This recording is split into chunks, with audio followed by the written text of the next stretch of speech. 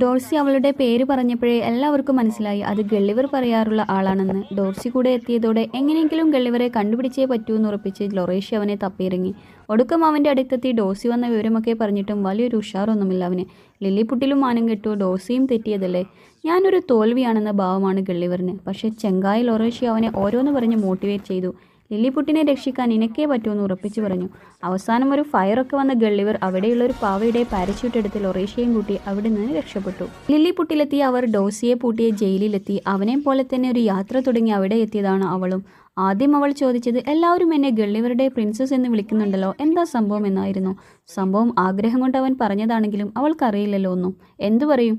ഉള്ളത് പറയാൻ തന്നെ അവൻ ഉറപ്പിച്ചു. എനിക്ക് നിന്നെ ഇഷ്ടമായിരുന്നു, അതുകൊണ്ട് പറഞ്ഞു പോയതാണ്, നീ ക്ഷമയെന്ന് പറഞ്ഞു അവൻ. അവളുടെ നിന്ന് കിട്ടുന്നത് എന്തും കൈയോടെ സ്വീകരിക്കാൻ റെഡിയായി നിന്നവൻ. പക്ഷേ അവൾക്കും ആ ഇഷ്ടമുണ്ടെന്നറിഞ്ഞപ്പോൾ സന്തോഷം കൊണ്ട് തുള്ളിച്ചാടുന്ന അവസ്ഥയിലായി. അടുത്ത പാട്ടിൽ സബ്സ്ക്രൈബ് ചെയ്യണേ ഫ്രണ്ട്.